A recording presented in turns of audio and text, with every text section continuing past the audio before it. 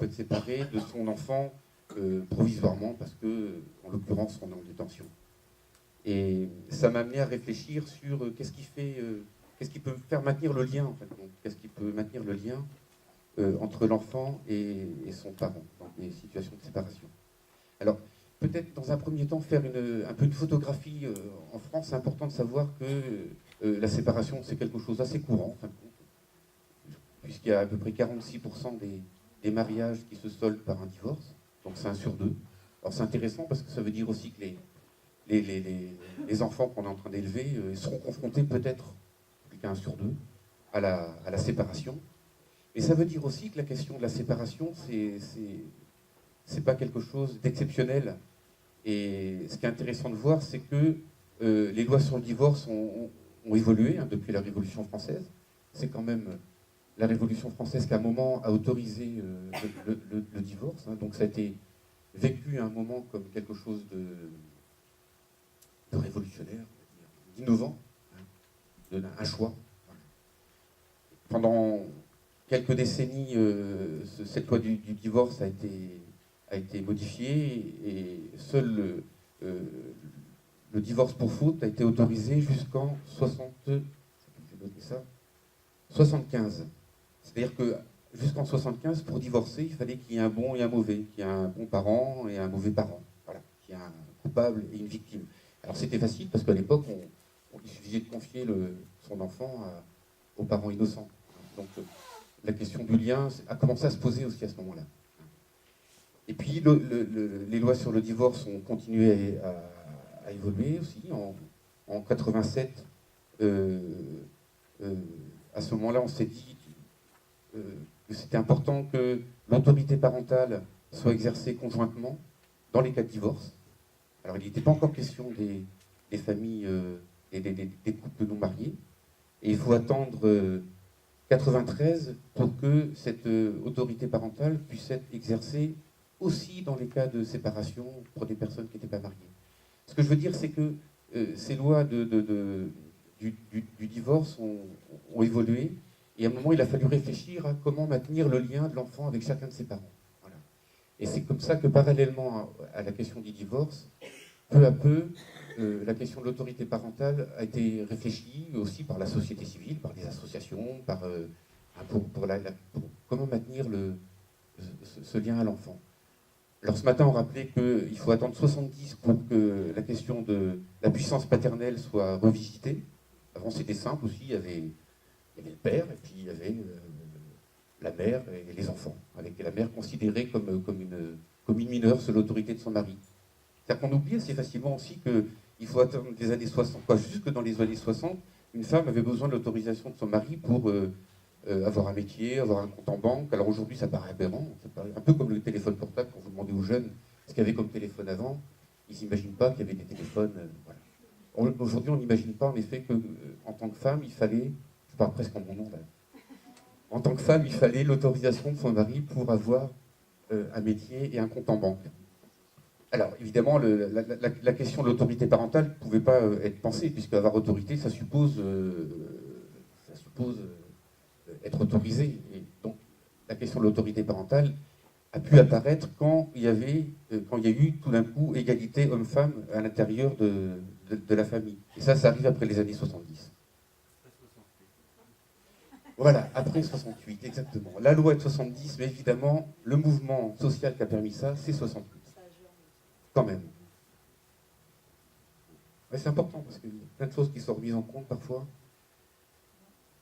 Et donc la grande loi de l'autorité parentale, de ce qu'on appelait l'exercice conjoint de l'autorité parentale, c'est le 4 mars 2002. C'est pas si loin que ça en fin de compte, ça fait 13 ans.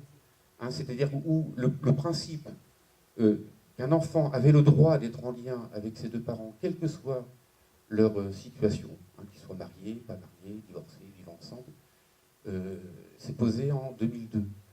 Et c'est pas inintéressant parce que tout d'un coup aussi, la question de l'autorité parentale a été rattachée à celle de l'intérêt de l'enfant.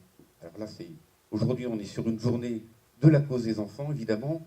Cette question de l'intérêt de l'enfant, elle est centrale. C'est-à-dire que tout d'un coup, ce qui fait famille, c'est plus le mariage, c'est plus l'institution du mariage, mais c'est cette question de l'autorité parentale dont la finalité et l'intérêt de l'enfant. Alors, comment ça se décline, cette histoire d'autorité parentale? Qu'est-ce qu'elle pose aussi en principe? Elle pose déjà l'égalité entre tous les enfants. C'est-à-dire que ce soit des enfants issus d'unions matrimoniales ou pas matrimoniales, il y a égalité. Et ça, c'est récent aussi. Hein, la question, avant, pendant très longtemps, seuls héritaient, par exemple, les enfants légitimes, qu'on appelait légitimes. Les enfants naturels n'avaient pas le droit ou n'héritaient pas de la même manière. Donc, la question de l'exercice conjoint de l'autorité parentale pose déjà, en principe, l'égalité entre tous les enfants. Elle pose aussi la question elle pose le principe du droit de l'enfant. Comme je le disais, hein, l'enfant a le droit d'être en lien avec ses deux parents. Et c'est cette autorité parentale, c'est ça que je vois en médiation, en fin de compte, hein, c'est cette question de l'exercice de l'autorité parentale qui repense la notion de famille. C'est-à-dire que si on fait un génogramme, il y a moyen de faire un génogramme, non?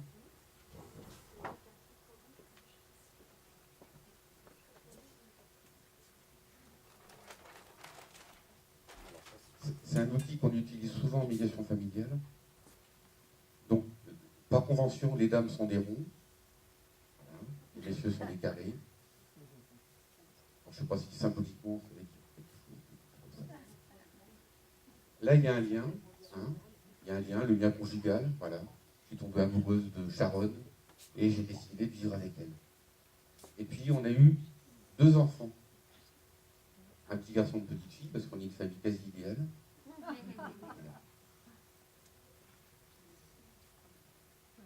Et un jour, on décide, Sharon et moi, de se séparer.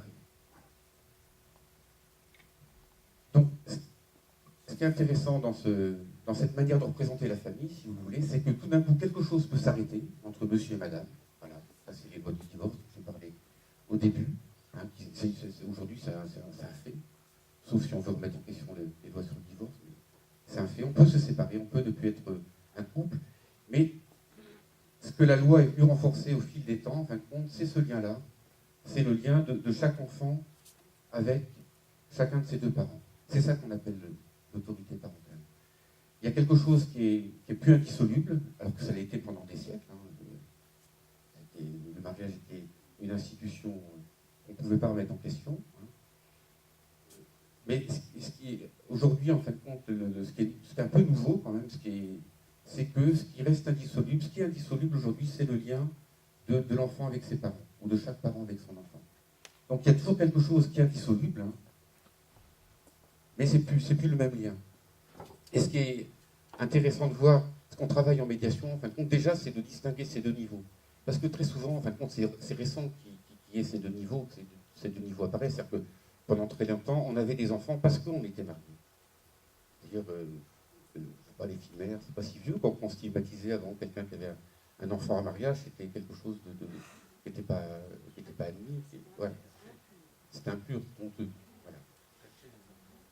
On cachait les enfants. Voilà. Et donc, si vous recherchez un peu dans vos histoires familiales, d'ailleurs, moi j'ai appris ça il n'y a pas longtemps, dans ma famille, j'ai appris qu'une de mes grands-tantes avait eu un enfant, en plus, en 1941, donc je ne vous dis pas qui est le père. Et donc j'ai appris en 2015 que ma grande-tante avait eu un enfant hors mariage. Voilà. Donc on cachait les enfants. Il y avait quelque chose de la honte. Il y avait des institutions religieuses compatissantes qui accueillaient ces enfants. Et il y en avait en Angleterre, avec je ne sais combien de cadavres de bébés morts qui ont été retrouvés il y a longtemps. On est en train de refaire le film un peu noir. Et c'est important, l'histoire c'est important, parce que d'une certaine manière ça montre aussi que ce qui se passe aujourd'hui c'est le fruit d'une histoire, c'est le fruit d'une réflexion, c'est le fruit aussi je ne sais pas s'il faut appeler ça des combats, mais quand même des revendications, d'associations, voilà, de la société civile. Hein.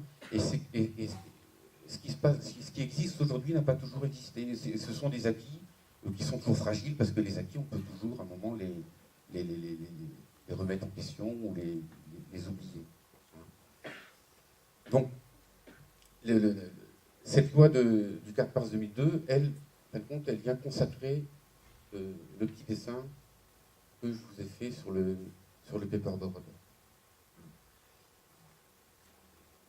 Celui qui est garant de cette autorité parentale au niveau de la magistrature, c'est le juge aux affaires familiales.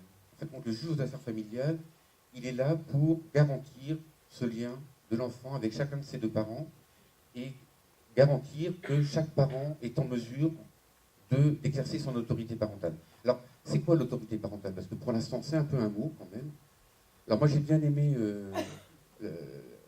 la communication précédente de Caroline, parce qu'en fin de compte, elle n'a fait parler que de l'autorité parentale. C'est-à-dire que quand elle demande aux parents c'est quoi vos objectifs, qu'est-ce qu'elle fait? Qu'est-ce qu'elle fait en fait? Caroline, elle fait que demander aux parents d'exprimer ce qu'est pour eux l'autorité parentale, un ensemble de droits et de devoirs. Bon, ça c'est le Code civil qui dit ça. C'est déjà pas mal de le dire quelque part dans un, dont la finalité est l'intérêt de l'enfant. Mais concrètement, l'autorité parentale, ça va être la résidence de l'enfant, ça va être la scolarité, ça va être la santé, ça va être toutes ces questions très concrètes. La religion, ça va être voilà, les questions religieuses. Alors, quand on vit sous le même toit et qu'on s'entend bien avec son conjoint, ces questions-là se posent d'une manière assez fluide. C'est vrai que les moments de séparation, la grande difficulté, c'est que tout d'un coup se rejoue quelque chose de l'enjeu. C'est-à-dire que, qu'est-ce qui se passe quand on se sépare? D'abord, quand on se sépare, il faut avoir des motifs de séparation. Donc on ne peut pas imaginer des séparations qui se passent bien. C'est un leurre de se dire, voilà, une bonne séparation. Non, une séparation, c'est toujours un deuil, c'est toujours une perte, se rejouent toujours des peurs, des déceptions. Ça, c'est logique, si vous voulez. C'est inévitable. Et en médiation familiale, on est amené à accueillir ces pertes, ces sentiments de souffrance, etc. Voilà. C'est quelque chose qui est nécessaire. Mais ce qui est compliqué pour l'exercice de l'autorité parentale, si vous voulez, c'est quand le conflit, ou ce qui se passe à ce niveau-là, vient interférer le niveau parental. Voilà. Alors là, il y a un moment où il est important d'amener les personnes à distinguer ces deux niveaux. À résoudre ça, peut-être d'abord, pour ensuite consacrer, revenir à cette question de qu'est-ce qu'on veut pour notre enfant. Alors, je ne sais pas pourquoi je disais ça. Voilà. C'est-à-dire que la séparation, elle a des effets voilà, de perte, de tristesse, de dépression, etc. C'est inévitable. Et puis, quand on est parent, ce que je vois en médiation très souvent, c'est que la grande question, c'est que, est-ce que cette séparation, celle-là, est-ce qu'elle va me séparer de mes enfants? Voilà, ça c'est quelque chose d'assez récurrent. Puisqu'on pendant longtemps on a pensé que le fait d'être parent c'était le fait d'être en couple, est-ce que le fait de ne plus être en couple va amoindrir mon lien à l'enfant? Ça c'est une question qui est importante. C'est-à-dire que, comme on l'a vu tout à l'heure, si on part des besoins des personnes, un des premiers besoins qui est exprimé en médiation familiale, c'est le besoin d'être reconnu en tant que parent. En tant que parent. Puisque souvent la séparation conjugale est venue amoindrir ou remettre en question sa capacité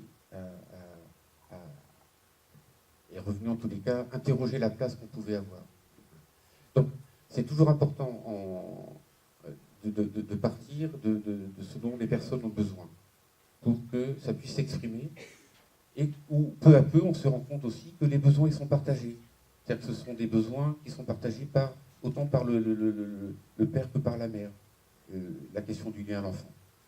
Et en partant de ces besoins qui sont, somme toute, assez communs, le besoin d'être reconnu en tant que père, le besoin d'être reconnu en tant que mère, le besoin de savoir qu'il y aura une sécurité sur le lien, quand ces besoins sont exprimés, à ce moment-là, quelque chose peut s'apaiser aussi, et des solutions peuvent être trouvées. Parce que la difficulté, c'est pour ça qu'il y en a qui remettent en cause aussi l'exercice conjoint d'autorité parentale. C'est-à-dire comment s'entendre quand on se sépare. C'est paradoxal, si vous voulez. On est dans une situation où on amène les gens un peu dans une situation paradoxale. Comment s'entendre quand on est en train de se séparer?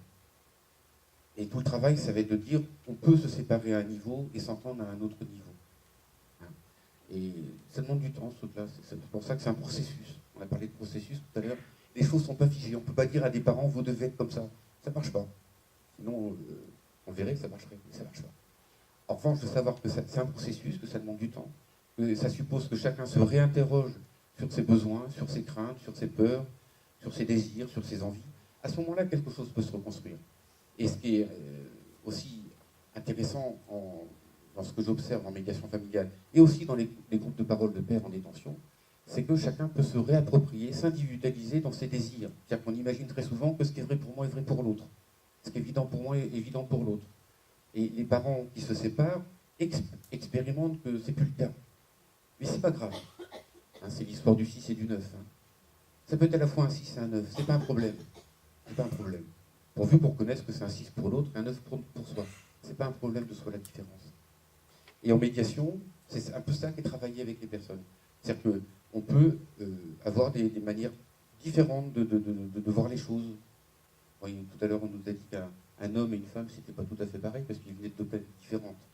Hein, l'un de Mars et l'autre de Vénus. Donc, de toute façon, quand on vient de Mars ou de Vénus, on ne peut pas être pareil. C'est pas possible. Donc, c'est évident que quand on est parent, que ce soit un homme, une femme, un homme, une femme, de toute façon, on est des êtres différents.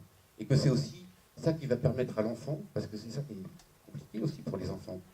C'est-à-dire que si on ne supporte pas d'être différent, qu'est-ce qui va se passer?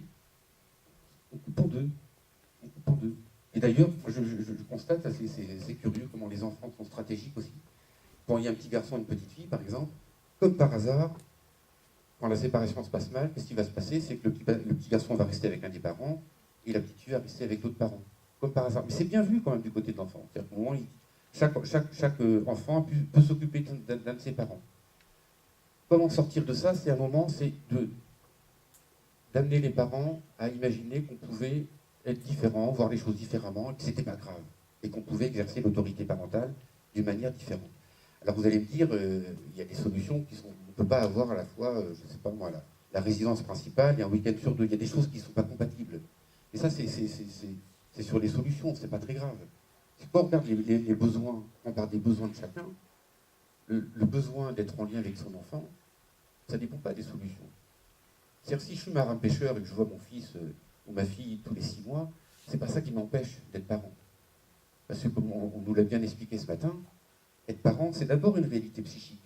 C'est pas d'abord une réalité de nombre de secondes, de nombre de jours passés. C'est d'abord une réalité psychique. Et ça, c'est ce que m'ont appris les pères en détention. C'est-à-dire être en lien, c'est pas forcément être présent physiquement. Et c'est intéressant de voir aussi comment ces pères en détention découvrent qu'ils étaient présents physiquement, certains en tous les cas, et pouvaient être présents physiquement quand ils n'étaient pas en détention. Et en fait, on était très très éloignés psychiquement de leur enfant. Et depuis la détention, être bien plus présent, parce qu'ils y pensent tous les jours en plus. Et se rendre compte qu'être en lien, c'est d'abord une réalité psychique, on va appeler ça comme ça. Et pas, hein. Et quand ça s'est travaillé, peu importe après le nombre de jours ou le nombre de temps passé, c'est pas ça qui est essentiel. Et très souvent, c'est vrai, c'est que les personnes arrivent en médiation avec des positions, en disant moi je veux ceci, moi je veux cela. Et comment tout le travail, c'est aussi petit à petit de déplacer la question en travaillant sur les besoins. Voilà. Donc vous voyez bien qu'entre ce que je vous ai raconté au début là, du divorce, des lois, de l'autorité parentale, etc., ça s'incarne très concrètement, en fin de compte, à travers des besoins, parce qu'on est, hein, on est d'abord des êtres de chair, on est pas des êtres humains, on est une espèce de mammifère, hein, on a la parole, qui nous permet de parler, mais on est des êtres de relation, en fin de compte, hein, et que ce qui se joue principalement dans les moments de séparation, hein, et pas du tout d'une manière tragique, au contraire, hein, c'est cette réalité de la relation. Et que c'est ça, quand ça s'est travaillé, il y a quelque chose de nouveau qui peut apparaître. Moi, très souvent, je vois des parents qui découvrent leur place de parents au moment de la séparation, par exemple. Lui qui a parlé de ça ce matin, peut-être le conseil conjugal, hein, les questions de place. Les questions de place, être en couple, parfois, c'est compliqué d'avoir sa place, de parents, de père, de mère, etc. Et beaucoup de parents expérimentent en fin de compte leur place de parents, de père ou de mère, au moment de la séparation. Parce que il fallait bien se séparer de quelque chose, d'une manière de fonctionner. Qu'est-ce que je peux dire aussi? Oui, Alors,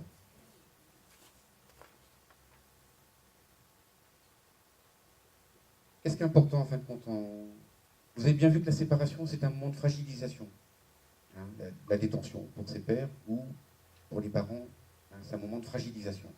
Ce qui va être important, en tous les cas, c'est important, en médiation familiale, parce que je parle de ce que je connais, simplement. En médiation familiale, ce qui va être important, c'est d'assurer un cadre qui va sécuriser les personnes. Hein, ça, c'est très très important. Alors, le cadre de médiation familiale, c'est la confidentialité. Ça, c'est important. Quand on dit quelque chose, ça ne part pas sur la place publique, hein, ça reste appartient en personne. L'autre chose, c'est que le médiateur, il n'est pas là pour juger. Il ne juge pas, il ne sait pas. Par contre, ce qui est bon pour les gens. Et les gens savent ce qui est bon pour eux. Par contre, c'est un peu des croyances. Hein, il faut bien vivre avec des croyances. C'est une croyance qui est pas mal, je trouve. L'impartialité, c'est qu'on n'est pas là, on n'est pas plus l'un pour l'autre. Hein. Chacun a une place singulière et importante. Et la neutralité. Alors la neutralité, c'est un truc un peu bizarre. Les Suisses sont neutres, mais le médiateur, il est neutre, en fin de compte, en disant il sait un peu pour ses enfants, et encore pas toujours, mais pour les enfants des autres, il ne sait pas. En revanche, ce qu'il sait, c'est que les parents savent pour eux ce qui est bon. Hein. C'est important, ça aussi, comme point de départ. Et ça me fait penser à ce qui était dit aussi tout à l'heure, hein, c'est-à-dire que si le médiateur n'est pas dans cette posture-là, il ne pourra pas amener les personnes à l'être. Si moi je ne crois pas que les parents sont compétents, je ne peux pas leur demander de croire ce que je ne crois pas. C'est bizarre, le truc. Hein. Donc la compétence des parents, c'est quelque chose, c'est un point de départ, si vous voulez, en médiation familiale. C'est de se dire, les personnes qu'on a en face de nous, elles sont légitimes, elles ont l'autorité parentale, c'est reconnu par, d'ailleurs c'était très bien dit ce matin. Aujourd'hui, pour toute naissance, il y a un officier d'état civil qui vient légitimer la question de la parentalité, hein, c'est un point de départ. Et puis les personnes ont des ressources. D'ailleurs, elles ont vécu jusqu'au moment où on les a rencontrées, ça montre bien qu'elles ont des ressources. Hein. Parce qu'il y a des parcours où les gens auraient pu mourir 1000 fois ou devenir fous. Donc ils sont là, ils ont des ressources, elles sont vivantes. Hein. Donc ça, c'est un point de départ qui est important. Et puis cette sécurité, elle est très importante. Il peut y avoir eu des cas de violence conjugale, par exemple. Il peut y avoir eu les séparations sont toujours un peu violentes. Il y a toujours des mots qui sortent. Donc c'est important que les personnes se sentent avec le médiateur, en tous les cas dans un cadre en sécurité. Pas sécuritaire, mais en sécurité. Pas pareil.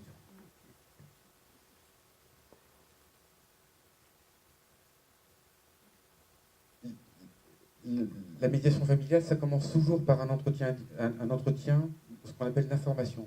C'est aussi une autre croyance hein, qu'on a entre médiateurs. Alors c'est un peu différent au Québec, je crois. C'est-à-dire qu'en France, en tous les cas, la médiation familiale, elle suppose une coopération libre et consentie. On peut pas obliger, en tous les cas, aujourd'hui en France, on ne peut pas obliger les personnes à aller en médiation familiale. Donc la première étape, ça va être d'informer. Voilà. Vous venez, même envoyé par le juge, je vous informe, voilà, c'est ça la médiation familiale. Et après, vous choisirez si ça peut vous être utile ou pas.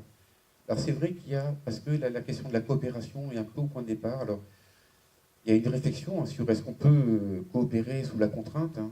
Bon, il n'y a pas de réponse facile à ça, hein, parce que parfois la contrainte, elle permet des tas de choses. Hein, elle permet de contenir, elle permet de rassurer, elle permet Donc, en tous les cas, aujourd'hui en France, pour venir en médiation familiale, il faut que les personnes donnent leur consentement. Et à partir de là, on peut établir avec elles les objectifs. Voilà, vous êtes là pourquoi? Parce que le juge nous l'a dit. Et ça, c'est pas suffisant. Ça. On fiche un peu du juge. Vous voulez quoi? Voilà. Et on va amener les personnes, alors peut-être pas en ces termes-là, je me sens en sécurité avec vous. On va amener les personnes à élaborer leurs objectifs. Et petit à petit, les amener à trouver des accords, se mettre d'accord. Parce qu'il y a une autre croyance, parce que c'est une croyance, l'exercice conjoint de l'autorité parentale, c'est de dire que les enfants ont besoin que les parents soient un minimum d'accord sur l'organisation de sa vie. Donc se mettre d'accord, c'est l'objectif final d'une certaine manière. Voilà. Et ça peut se terminer par, alors les séances de médiation familiale, on n'est jamais parti pour 20 ans, c'est pas très long, c'est moins long que les psychanalyses, un peu moins long. Un peu moins cher, parce qu'en plus, nous, on est conventionné, donc il y a une grille établi par la CAF en fonction des revenus. Donc voilà, il y a ce... Ça c'est intéressant, je le dis en passant, ça veut dire aussi que aujourd'hui la société, hein, elle pense que c'est important que les personnes puissent accéder, avoir un accès à la médiation familiale.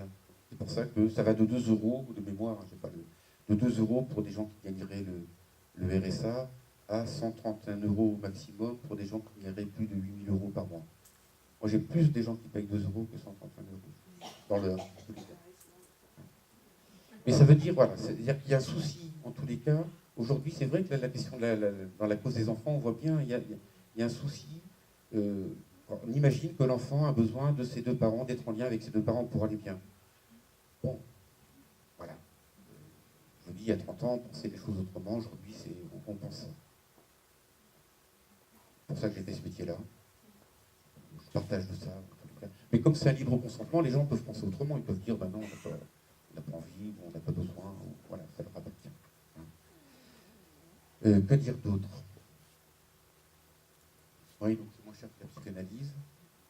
Et voilà, c'est accessible, en tous les cas, c'est accessible.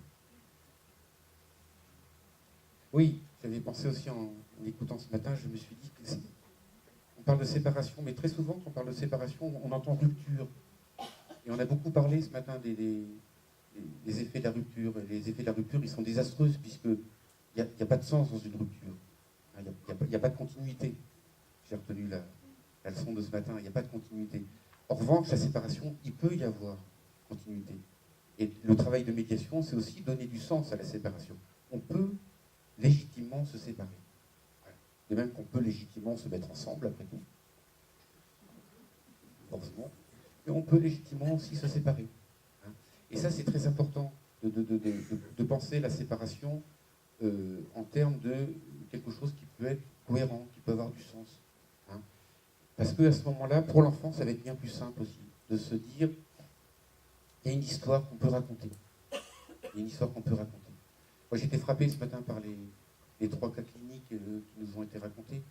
Et ce qui m'a semblé un peu le point commun entre les 3 cas, c'était l'absence de récit. Il n'y a pas moyen, quand il y a des ruptures, quand il y a des trous, quand il n'y a pas moyen de faire un récit. Et pour un enfant, c'est compliqué de ne pas faire un récit. Moi, j'ai des situations en tête où je vois bien que les enfants ne vont pas bien parce qu'ils ne peuvent pas raconter une histoire. Ils ne peuvent pas raconter une histoire. D'ailleurs, l'humanité raconte des histoires depuis le début. La Genèse, les mythes, c'est des histoires qu'on se raconte. On a besoin de se raconter une histoire. Et le temps de médiation, je vois aussi pour les personnes qui sont plutôt dans des situations de rupture que de séparation, pour le coup, comment à travers le récit, la rupture peut se transformer en séparation et trouver du sens. Et à ce moment-là, ça peut être apaisé. Ça peut être apaisé. Parce qu'évidemment, une rupture, il peut y avoir quelque chose de culpabilisant, se disant, j'aurais dû faire autrement, est-ce que j'ai bien fait, etc. La séparation, si elle a du sens, on peut se dire, on a eu des bons moments ensemble, voilà, on se sépare. Il y a quelque chose, en tous les cas, qui va continuer, c'est le fait, au moins jusqu'à la majorité de nos enfants, de s'occuper d'eux. À ce moment-là, quelque chose peut se faire dans la continuité, ce qui est très important pour les enfants.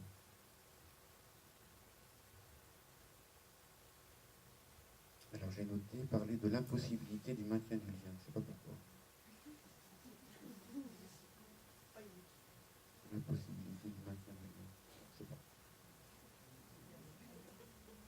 Est-ce qu'il y a des situations où le lien est impossible? J'imagine que oui, à partir du moment où il y a interdiction pour le père de voir un enfant où il y a eu un inceste ou n'importe quoi, impossibilité de maintenir un lien, dans ce cas-là, non? Alors c'est intéressant, moi j'ai une autre, en fin de compte, j'ai une autre cas en tête, c'est toujours ces pères en prison, quand il y a un truc un peu c'est-à-dire qu'ils sont là pour violence conjugale, par exemple, et à la fois il y a une injonction de maintien du lien avec l'enfant et une mesure d'éloignement avec la mère, par exemple.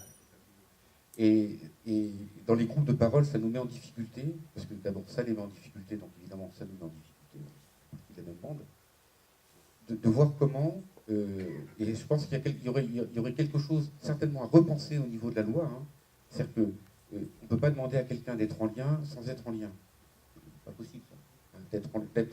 Puisque le principe de l'exercice conjoint de l'autorité parentale, c'est le maintien du lien avec l'autre parent dans l'intérêt de l'enfant. quand il y a une mesure d'éloignement. Alors c'est plus simple, parce que s'il y a une mesure d'éloignement avec l'enfant, dans ces cas-là, ça veut dire que pour l'instant le lien n'est pas possible, après tout, c'est comme ça. Mais quand il y a une obligation de lien à l'enfant et une interdiction de lien avec le parent, ça peut mettre en grande difficulté. Et moi, il n'y a pas beaucoup de solutions. Ah si, alors la solution, ça serait la solution. Ce qui pourrait être proposé, c'est avec un tiers, par exemple, de permettre à ses parents de travailler la question du parent, de distinguer le conjugal qui a été violent, par exemple, et le parental qui ne l'est pas forcément.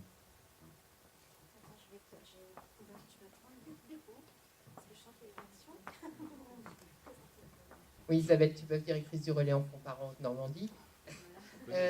Évidemment, ce que vous dites fait forcément écho chez nous, notamment parce qu'on a accompagné une situation exactement comme vous la décrivez, et on a été amené à travailler sur le couple, effectivement, et sur la place de parents dans le cadre de violences conjugales, après, évidemment, une séparation du couple longue du fait d'une incarcération assez longue. Et on a travaillé avec une autre association de Rouen avec les deux parents, en dehors des enfants, de manière à ce qu'on puisse chacun puisse trouver sa place, effectivement. On est amené de temps en temps à faire un tout petit peu de lien, par mail par exemple, ou par un coup de téléphone, quand on sent que ça coince un peu. Mais effectivement, les deux parents ne peuvent pas se parler, sauf en présence d'un tiers. Donc on est amené, nous, à évoluer dans nos pratiques aussi, parce qu'on voit bien que pour que le lien avec les enfants perdure et que ça ait du sens, il faut qu'on puisse aussi travailler sur l'autorité parentale conjointe, effectivement. Comme quoi on est créatif, y compris en France, parce que tout à l'heure on pensait qu'il n'y avait qu'au Québec qu'on était créatif. Non. Oui, ben voilà, ça c'est. Alors, j'imagine qu'il a fallu faire beaucoup de démarches auprès des JAP, donc, pour le. Alors, comment vous avez obtenu la. Il y avait effectivement l'autorisation de se rencontrer en présence d'un tiers, donc il fallait simplement qu'il y ait un tiers. Donc ça suppose déjà que l'institution comprenne. Voilà, que c'était nécessaire. C'était nécessaire. Voilà. Et là, il y a tout un travail aussi d'information, etc., pour que les institutions qui ne voient pas forcément cette nécessité puissent repenser autrement les... Absolument. Et je revois encore les deux parents arrivés qui ne s'étaient pas vus depuis 8 ans au bout du couloir. Je vous assure que c'est un moment particulier. Et effectivement, les deux nous ont appelé le lendemain de cette rencontre en disant merci de nous avoir redonné à chacun notre place. Et je trouve que c'était important qu'aucun ne se sente lésé et qu'effectivement, on est vraiment dans un exercice conjoint de l'autorité parentale. Et à nouveau, le 6 me parlait bien et le 9 de tout à l'heure aussi, puisque là, dans cette situation-là, on voit bien que chacun, de son côté, ne voyait pas le même chiffre, effectivement.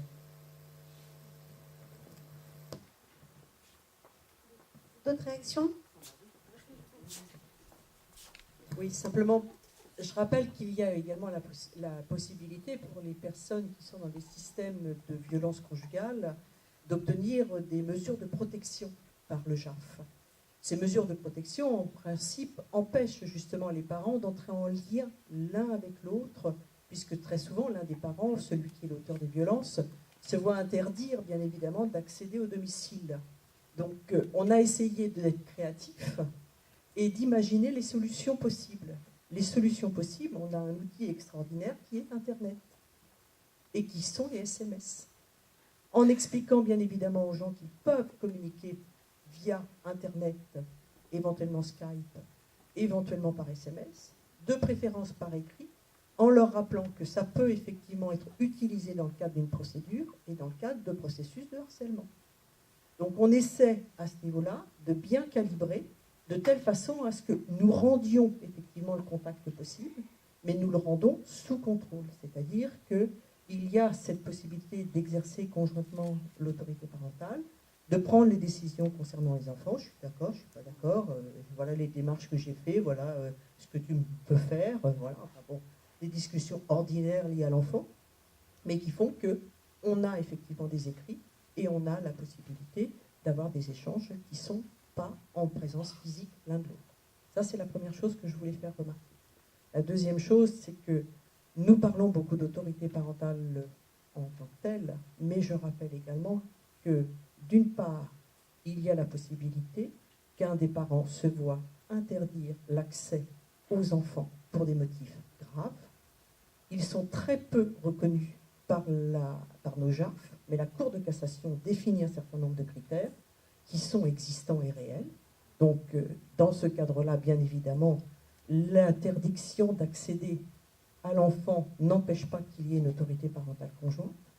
Et donc, on revient avec les mêmes mécanismes de savoir si on peut communiquer, dans quelles conditions, etc., qui sont toujours à définir. Et enfin, je me permets de rappeler que nous avons une législation qui a été évoquée plusieurs fois dans le cadre de cette journée, c'est l'intérêt de l'enfant. Et me semble-t-il, aujourd'hui, il est important que les professionnels mettent en parallèle, sinon même au-dessus, de l'autorité parentale, l'intérêt supérieur de l'enfant. Parce que nous avons effectivement au jour d'aujourd'hui des batailles, pour ne pas dire des bagarres, qui interviennent entre les parents, mais dans lesquelles on oublie les enfants et leurs ressentis propres. C'est pour ça qu'il est intéressant, effectivement, et plusieurs intervenants l'ont évoqué, dont notamment Caroline, concernant quels sont les besoins de l'enfant, quel est son point de vue, qu'est-ce qui peut être effectivement entendu à ce titre par les parents dans le cadre de leur rôle respectif et dans ce qui permet effectivement de tricoter le lien réel. Et j'ai bien aimé ce que vous avez dit tout à l'heure, nous sommes dans une relation psychique d'abord, et ça c'est fondamental de le rappeler, plutôt que dans une relation comptée en temps. Si on peut faire comprendre ça à de nombreux parents, on va arriver à leur faire entendre que ce n'est pas la quantité. Tu l'as 3 jours, je l'ai 3 jours. Non, mais on en est à ça actuellement dans les discussions sur le JAF. Je veux dire que ça devient quand même très complexe. Et les JAF, ils ne savent plus quoi répondre. Et, j'entendais tout à l'heure effectivement dire on est dans un mécanisme d'impuissance, donc de rigidité. Voilà où on en est. Et je crois qu'il y a, là encore, au niveau de tous les professionnels, à ramener les parents dans une compréhension de leur rôle de parents, certes, de leurs besoins de lien avec leur enfant, mais que ça ne se décompte pas en jeu. Oui, ça, de toute façon, c'est un processus. Hein. On définit la médiation familiale comme un processus de construction et de reconstruction du lien. C'est-à-dire que, évidemment, la loi c'est essentiel, puisque faire preuve d'autorité parentale, c'est appliquer la loi. C'est pas auprès de l'enfant. Mais parallèlement à cette question législative, hein, ce qui est intéressant, ce qui est important, et ce que les parents demandent quand ils viennent, ils s'adressent à un service de médiation familiale, c'est de travailler ça, c'est-à-dire que c'est d'élaborer, de donner du sens. Et que tout le travail qui est fait en médiation familiale, c'est ce travail de verbalisation, pour ça on parle de représentation, d'assouplissement des représentations, voilà, qui sont parfois aussi figées, donc qui enferment les gens. Hein. Et ce qui me semble essentiel, c'est il ne faudrait pas sortir les gens d'un enfermement pour les remettre dans un autre enfermement. C'est-à-dire que c'est de faire le pari que des gens ont des personnes ont des capacités de créativité et que le temps de médiation familiale, c'est un moment de créativité. C'est un moment de créativité, de réfléchir à ce qu'on souhaite pour voilà, quel parent on veut être. Ça, c'est aussi un peu nouveau de se dire quel parent on veut être. C'est un peu bizarre d'ailleurs. Qu'est-ce que je voudrais? Deviens ce que tu es. Comme disait Nietzsche. Quel parent on veut être? Voilà, quel parent on veut être. Et il faut reconnaître que c'est une opportunité du XXIe siècle, d'une certaine manière, de se dire quel parent on veut être. Avant, ça ne se posait pas trop. C'était un peu posé comme ça. Voilà. Et les moments de séparation sont paradoxalement des opportunités pour des personnes de réfléchir à quel type de parent elles veulent être. C'est paradoxal, puisqu'on pourrait imaginer que la séparation détruit quelque chose.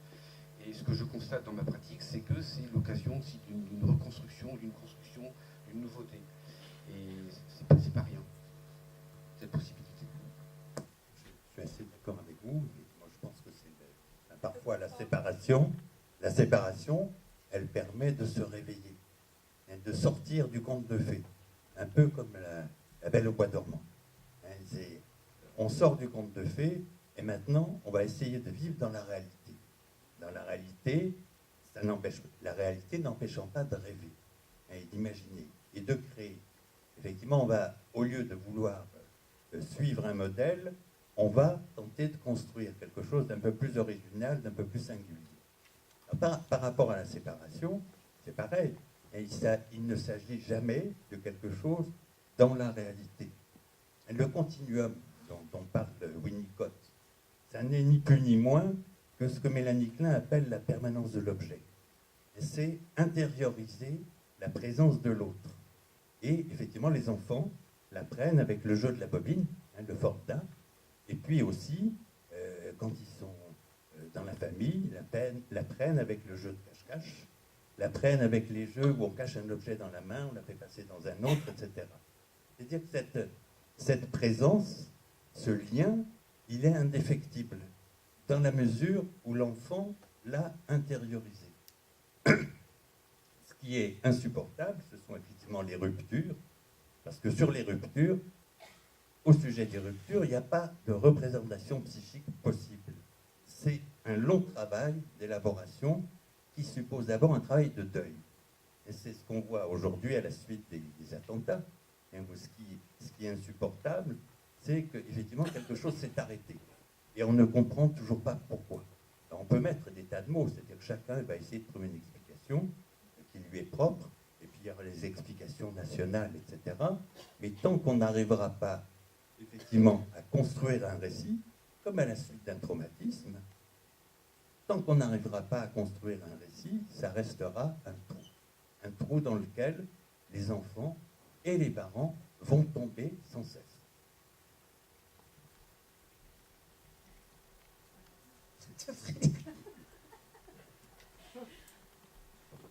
Non, c'est trop bien dit.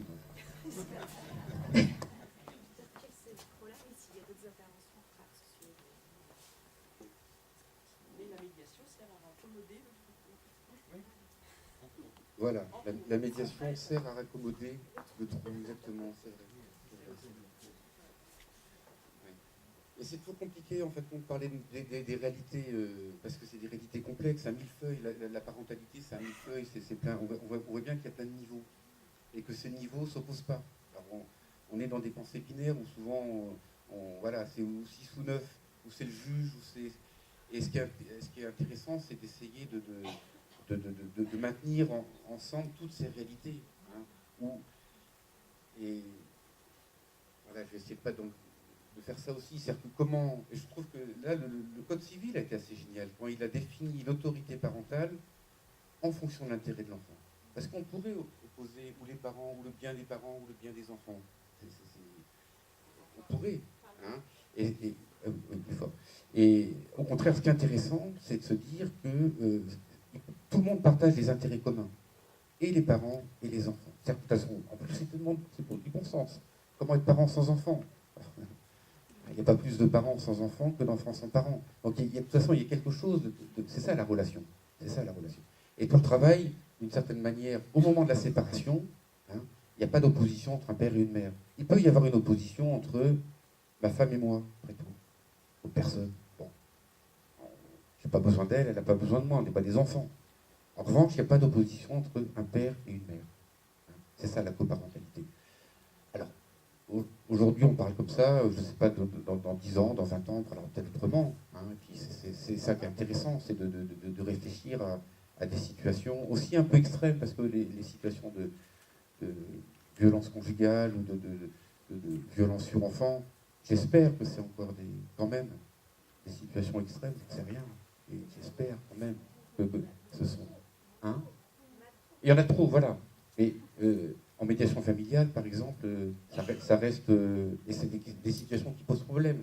Parce que pour moi, la grande question, toujours quand je reçois des personnes, c'est de pas répéter. Voilà, de ne pas répéter ce qui...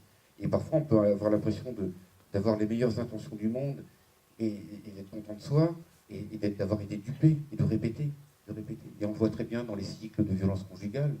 Bon, la lune de miel, c'est bizarre, ça fasse partie de la violence conjugale. Et pourtant, ça fait partie de la violence conjugale. Donc, c'est pas un signe en soi que les choses aillent bien.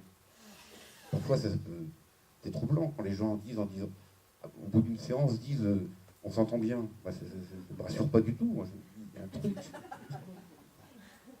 Donc, je vais les enquiner quand même. Ça veut dire quoi? Ça se passe mieux? Donc, je ne sais pas. Par contre, donc, on peut interroger sur les enfants. Les enfants sont des baromètres aussi intéressants.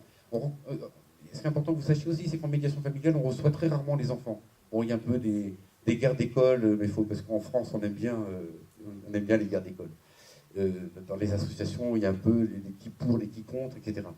Mais bon, parce que c'est aussi c'est un moment où l'enfant peut être sorti du conflit. Parce qu'il y a une chose qui est importante de savoir quand même, c'est que le conflit n'est jamais dans l'intérêt de l'enfant. Le conflit parental, j'entends, hein, le conflit qui dure, en tous les cas. Bon, l'engueulade de temps en temps, c'est rien, ça. Mais le conflit qui dure, c'est violent pour l'enfant. C'est une violence. C'est une violence pour l'enfant. Donc le temps de médiation, c'est aussi un temps où l'enfant, d'une certaine manière, le médiateur, moi très souvent, quand j'ai des personnes en face de moi, j'ai l'impression de vivre un peu ce que vit l'enfant. Hein, je me dis, ça dure 1h30, lui ça dure plus longtemps, depuis plus longtemps. Comment il fait l'enfant pour être dans ce jeu? Les enfants sont souples, hein, ils arrivent à faire des grands écarts incroyables hein, quand même, hein, pour continuer à être loyal à papa, être loyal à maman, dans des situations très très conflictuelles. Hein. Donc, ce qui est important, c'est de ne pas opposer l'intérêt de l'enfant et puis l'exercice de l'autorité parentale. Ça, déjà, c'est quelque chose qui est important pour que les personnes puissent l'imaginer elles-mêmes. Voilà.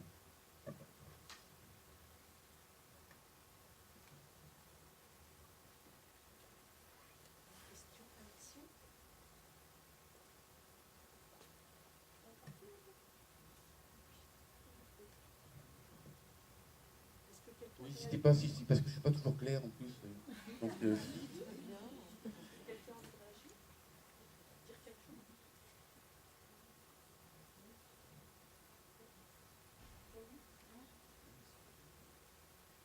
merci en tous les cas de... Sur le lien, moi j'aurais bien aimé sur le lien à tout prix. Parce que ça questionne tout le monde quand même, cette histoire. Nous sommes effectivement désireux que tout soit merveilleux. Nous sommes également effectivement désireux que tout soit parfait dans le meilleur des mondes et que nous arrivions à trouver la paix. Mais il y a des situations qui sont quand même très pathologiques qu'évoquait ce matin Jean-Louis, qui questionnent sur le lien du sang et sur le lien à tout prix. Quelle est la réponse que le médiateur peut apporter à ce niveau-là? Alors, le médiateur, c'est un professionnel hein, qui est responsable de ce qui se passe dans son cabinet. Il est responsable de ce qui se passe. Donc, il n'y a jamais de à tout prix. C'est-à-dire qu'il peut y avoir des cas où il est amené à faire un signalement, par exemple. Hein. C'est-à-dire que voilà, la confidentialité, elle a ses limites. Donc, il n'y a jamais de à tout prix, en fait.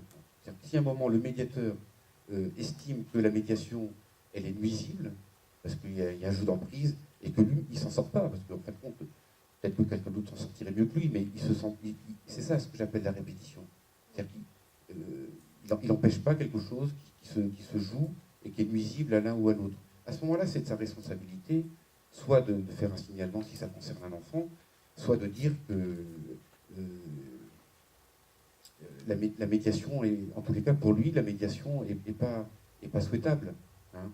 Donc c'est pour ça que c'est à la fois ce que les personnes demandent. Alors, ce qui est intéressant aussi en médiation quand même, c'est que comme on a affaire à des gens qui ne sont pas d'accord, on peut toujours imaginer qu'il n'y en a pas un qui va l'emporter sur l'autre.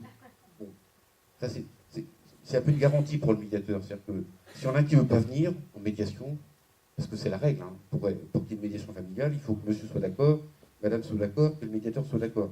Déjà 3 d'accords. Hein. Il y a un truc dans la Bible qui dit une ficelle à 3 triplex uniculum non facilere pitur. Hein, ça ne rompt pas facilement une corde à 3. Donc ça c'est une garantie pour le médiateur, de se dire de toute façon il suffit qu'il y en ait qui dit stop ou qui ne commence pas pour que ça s'arrête. Donc c'est pour ça qu'il n'y a pas beaucoup ces craintes soit d'emprise, soit parce qu'il n'y a pas d'obligation. C'est peut-être pour ça qu'en France on est sensible aussi au fait que le libre consentement est un principe hein, de la médiation familiale, pour éviter justement d'être dans des processus qui pourraient échapper au médiateur. C'est un peu, aujourd'hui par exemple, le fait que la médiation familiale s'institutionnalise, ça pourrait être un des risques. Il faudrait à tout prix que les gens aillent en médiation familiale, et à tout prix qu'ils s'entendent. De toute façon, quand il y a à tout prix, c'est jamais très bon. Hein.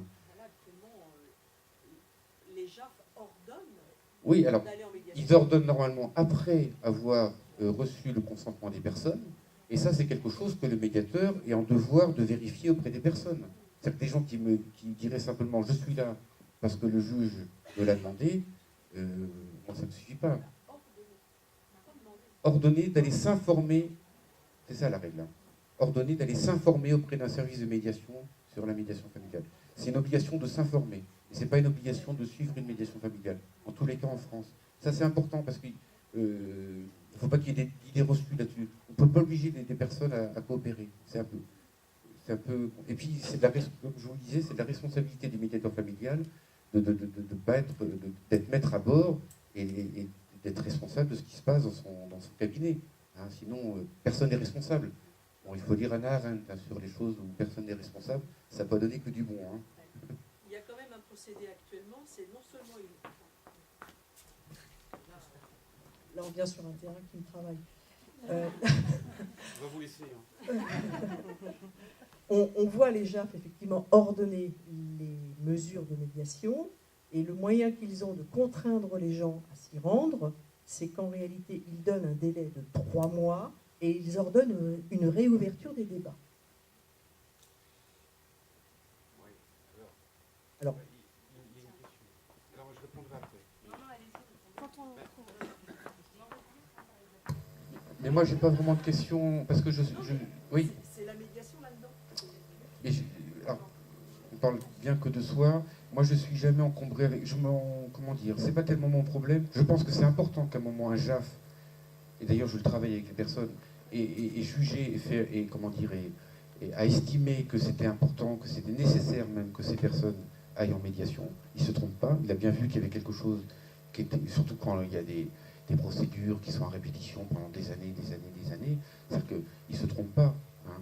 Et c'est pas parce qu'il ne se trompe pas que moi, je n'ai pas mon mot à dire de mon point de vue, de médiateur. Voilà. Donc, il a raison d'ordonner, et moi, je peux avoir raison de dire aux personnes, c'est pas le moment. C'est comme le 6 et le 9, on a tous les deux raison. Auprès de personnes qui ont eu un traumatisme crânien. Donc les bouleversements dans la famille sont quand même très très importants. Et j'ai une situation précise en tête d'un monsieur victime d'un AVC avec un enfant marié et un enfant de 6 ans je crois à l'époque. Donc, dans la procédure de divorce, le juge des affaires familiales a donc décidé effectivement ordonner une médiation familiale un peu sous effectivement nos conseils parce que les séquelles cognitives de ce monsieur ne lui permettaient plus en fait d'assurer son rôle de papa. La décision du juge a été d'offrir un espace, un lieu à travers une association sur Évreux pour qu'il puisse rencontrer son fils. À mon goût, c'était très sans doute pas assez suffisant pour travailler son rôle de papa. Donc par rapport à la question que vous posez de comment rester parent après une séparation, comment on peut rester parent après une séparation dans des conditions telles que on offre juste 4 murs à un papa pour voir son fils alors qu'il ne sait pas justement comment être papa. C'est compliqué, hein. Il y en a qui vont sur des grues. Mais oui, en plus, il y a une double séparation, parce que la perte de la santé, c'est une séparation. Pour cet homme-là, il perd. Il y a beaucoup de pertes. C'est ça que j'entends, il y a beaucoup de pertes pour cet homme-là. Alors, je pense que ce qui est fondamental aussi, c'est de se dire que les situations ne sont pas figées. C'est-à-dire que ce qui lui arrive aujourd'hui, c'est un point rencontre, on appelle ça un point rencontre, hein, de médiatiser la rencontre entre un parent et un enfant. Je comprends, parce que le point rencontre en général, est sous-entendu, il y aura un danger pour l'enfant. Donc le pauvre homme, il a un AVC, il divorce, donc il est plutôt mal en point, quoi. Et il y a une information qui est donnée à l'enfant, c'est attention, la relation avec papa pourrait être dangereuse. C'est assez violent, je trouve, en effet. Mais est-ce que c'était la seule solution pour garantir... Alors là, il n'y a pas eu de médiation familiale. Moi, ce que je peux imaginer, c'est que la maman avait besoin d'être rassurée sur la prise en charge de son enfant par un papa ayant eu un AVC.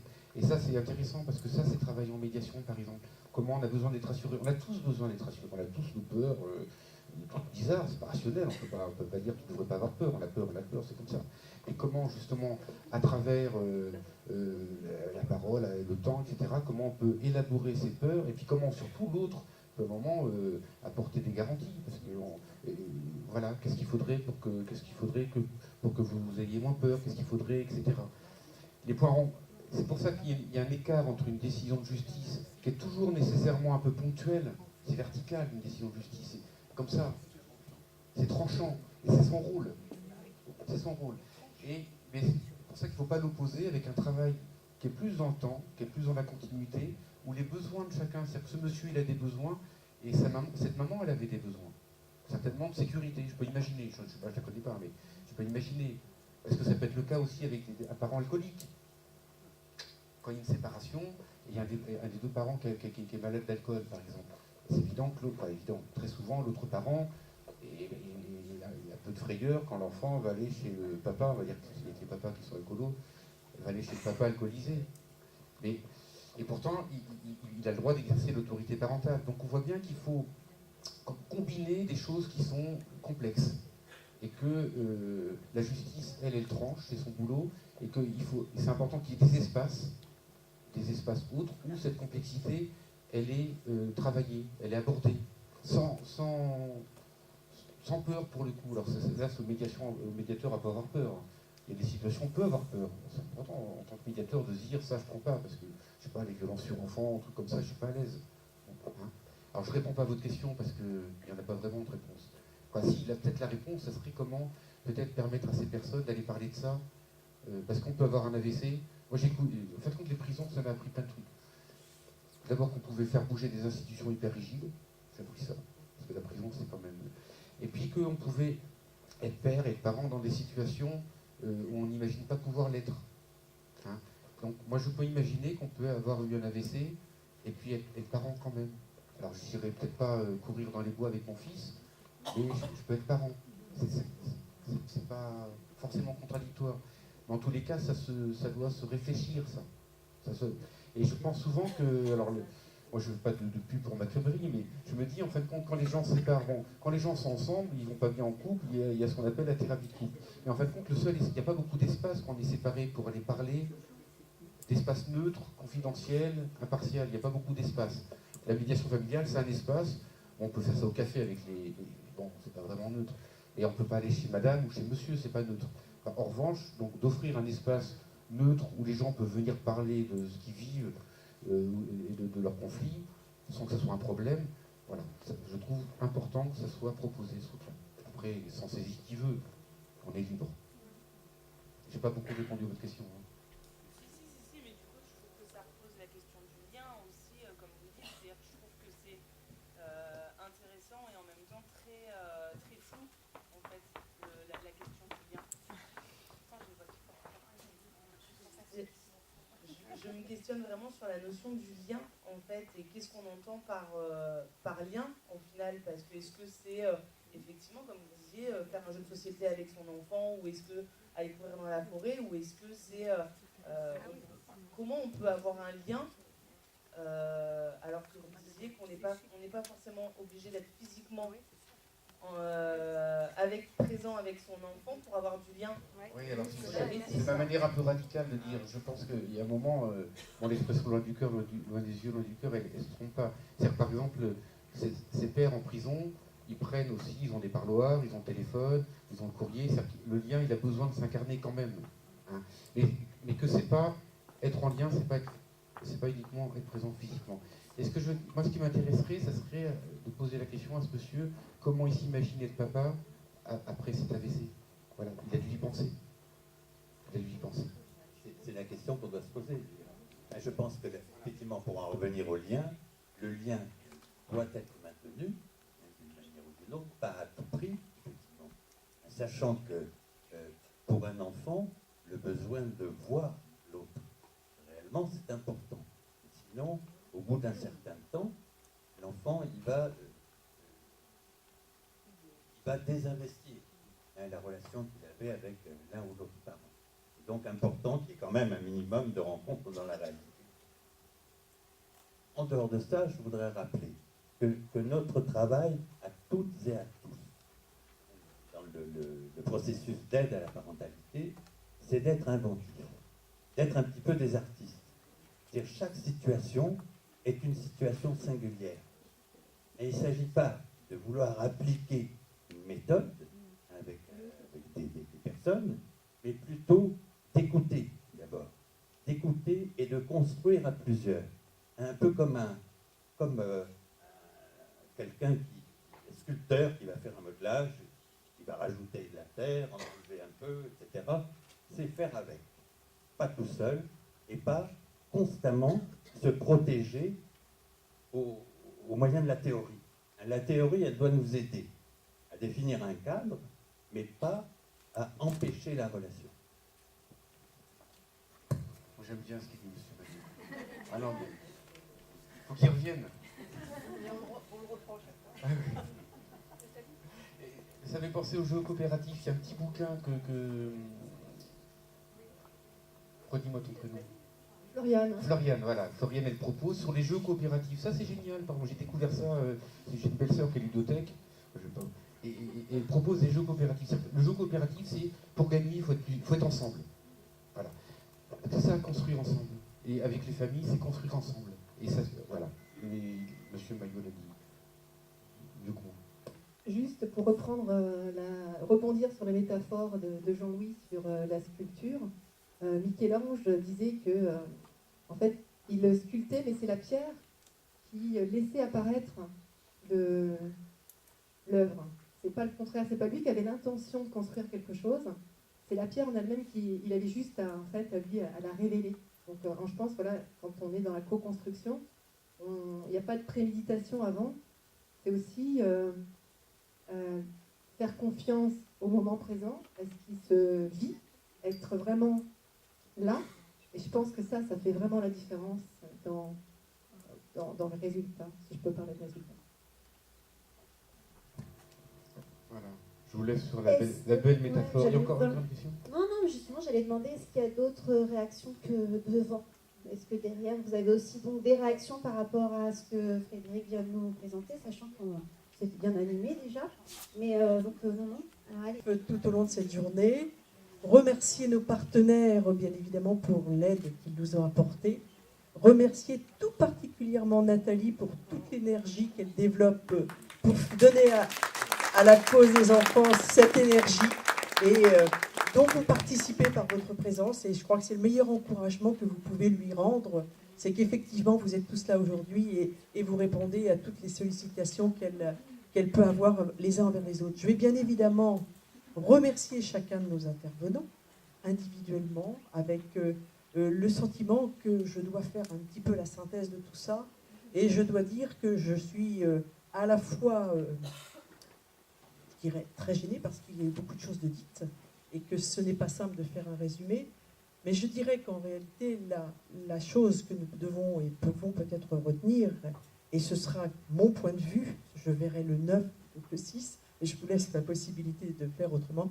On le redira à chacun de nos colloques, je te promets, on pensera à toi, Caroline. Et il se trouve que être parent, ce n'est pas facile. Voilà. Être parent, ça veut dire que nous mesurons difficilement les enjeux que nous avons effectivement mis en place dans le choix d'abord de notre conjoint, que nous avons effectivement mis en place dans ce que nous transmettons à notre enfant et ce que nous avons effectivement comme désir pour lui. Être parent, c'est d'accepter d'être créatif, ce qui est loin d'être le cas au jour d'aujourd'hui. Et être parent, c'est également la nécessité d'accepter que nos enfants soient totalement différents de nous. Accepter de leur donner effectivement cette capacité de se responsabiliser vis-à-vis de la vie, d'être créatif par rapport aux événements de la vie qu'ils peuvent être amenés à rencontrer et les aider à aborder la confiance en eux et l'estime d'eux. Je crois que si nous avons fait ça, nous avons transmis. Car un des messages qu'il me semble devoir effectivement être retenu, c'est que nous ne sommes pas en tant que tels des donneurs de leçons, mais nous sommes des transmetteurs de générations qui évoluent avec effectivement une histoire de la famille, de la parentalité, du parent, qui a évolué et qui évoluera encore, puisque demain, certainement, la société sera encore différente de ce qu'elle est aujourd'hui. Nous sommes confrontés aujourd'hui, en 2015, à la rapidité. C'est ce qui fait que nous, professionnels, nous sommes effectivement dans des moments difficiles, parce que tout va vite, parce que nous devons réagir vite, parce qu'il nous est demandé d'être performants sur tout. C'est peut-être là, d'ailleurs, que nous avons, nous, à aussi peut-être amener une réflexion sur ce que c'est aujourd'hui de pouvoir apporter des réponses. Je crois que c'est dans le partage que nous avons effectivement cette possibilité d'échanger, que nous avons la possibilité de partager des territoires, et c'est ce que nous avions évoqué dans des précédents colloques, cette nécessité effectivement de venir se rencontrer, de venir se parler et explorer les solutions du possible.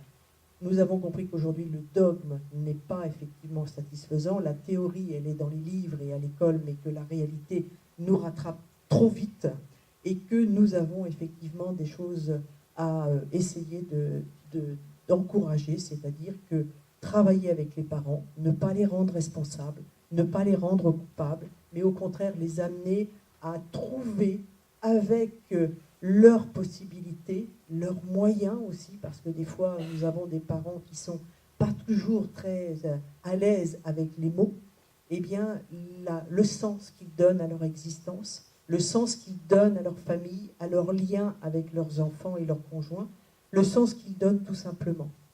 Nous sommes une société qui avons besoin de sens, et les événements que nous avons vécus il y a une quinzaine de jours nous montrent ô combien nous avons tous besoin de sens. Je crois que la réalité, c'est d'être créatif, d'accepter de faire face aux difficultés de notre existence, d'aider les enfants à faire face à ces difficultés, en leur montrant bien évidemment l'exemple que on peut tomber un petit peu, on peut être sous le coup de l'émotion, c'est parce que nous sommes humains, mais que parce que nous sommes humains, nous avons la capacité de faire effectivement quand même une créativité, une réflexion, une progression dans la possibilité d'élaborer des choses. Caroline évoquait dans le cadre de son propos la nécessité de reconnaître à n'importe quel moment que nous avons la capacité d'apprendre. Et je crois que c'est une belle capacité qu'il faut retenir. Nous avons vraiment des rôles différents, mais des rôles qui en fait ont les mêmes préoccupations, des fonctions qui ont les mêmes préoccupations à travers les missions qui sont les nôtres. Et je crois que les échanges que nous pouvons en faire sont effectivement toujours des moments qui nous permettent de repartir avec plein d'espoir, plein d'idées et plein de possibilités. Voilà. Je vais essayer de vous dire ce que je dis souvent à mes clients, c'est que le plus grand escroc, c'est Walt Disney. C'est-à-dire que dans les films de Walt Disney, et à cette approche de Noël, vous ne m'en voudrez pas quand même, c'est que nous pouvons identifier le gentil et le méchant. Or, dans la vraie vie, le gentil et le méchant, il est en nous. C'est-à-dire que nous avons des zones d'ombre, nous avons effectivement la possibilité de blesser, de faire souffrir, et nous avons la possibilité d'être amenés à créer du dommage, et nous avons aussi la capacité très belle de pouvoir réparer. Donc à travers les missions de la vie qui nous sont offertes, je pense que nous avons effectivement à rappeler que des solutions peuvent sortir même des situations les plus difficiles, avec beaucoup de compréhension, de la bienveillance, de la bientraitance. Ça c'est la base même sur laquelle nous travaillons depuis longue date avec la cause des enfants. Et puis je pense tout simplement de la considération que nous sommes tous des humains et dans un mouvement d'humanité. Voilà. Je vous remercie, je vous dis à la prochaine.